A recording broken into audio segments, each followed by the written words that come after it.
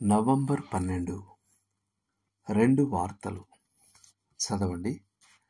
యోహాను రాసిన మొదటి పత్రిక 2వ అధ్యాయం 8వ వచనం. క్రొత్త ఆజ్ఞను మీకు వ్రాయిచున్నాను. చీకటి గతించుచున్నది, సత్యమైన వెలుగు ఇప్పుడు ప్రకాశించున్నది గనుక అది ఆయన యందును మీ యందును సత్యమే. యోహాను రాసిన మొదటి పత్రిక 2వ అధ్యాయం 8వ వచనం. గ్రీకులకు కొత్త అనడానికి 2 మాటలు ఉండేవి. ఒకదాని అర్థం కాలపరంగా కొత్త, అయితే మరొక దాని అర్థం నాణ్యత పరంగా కొత్త. అతినూతన కారు గురించి చెప్పడానికి మనం మొదటి పదాన్ని వాడతాం. కానీ ఒకవేళ మనం విప్లవాత్మకం అనదగిన కారు కొన్నట్లయితే మనం రెండో పదాన్ని వాడతాం. ఒకరినొకరు ప్రేమించమని చెప్పే ఆజ్ఞ కాలపరంగా కొత్తదేమీ కాదు, కానీ స్వభావపరంగా కొత్తది.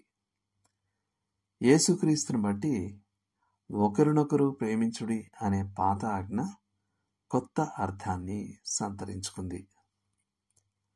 క్రైస్తవ ప్రేమ ఏదో ఒకరితో ఒకరు సర్దుకుపోవడానికి మనం తెచ్చిపెట్టుకునే లోతులేని సున్నిత భావోద్రేకం కాదు.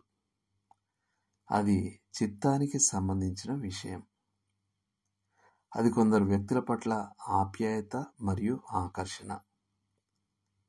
అది దేవుని ప్రేమ మన ద్వారా ఇతరులకు చేరుకొనిస్తామని, ఆ తర్వాత వారి ఎడల ప్రేమగా నడుచుకుంటామని నిశ్చయించుకోవడానికి, అంటే ఒక నిర్ణయానికి రావడానికి సంబంధించిన విషయం. మనం వారిని ప్రేమించినట్టు నటించకూడదు, ఎందుకంటే మనం వారిని ప్రేమిస్తున్నాం కాబట్టి. ఇది వేషధారణ కాదు, ఇది దేవునికి విధేయత. బహుశా క్రైస్తవ ప్రేమకు అత్యుత్తమ వివరణ కొరింథీయులకు రాసిన మొదటి పత్రిక 13వ అధ్యాయం. ప్రేమ లేని క్రైస్తవ జీవితం వ్యర్థం. లోతుగా ఆలోచించాల్సిన విషయం. మీరు ఈ మధ్య కాలంలో నాణ్యతా పరంగా కొత్తది లేక తాజా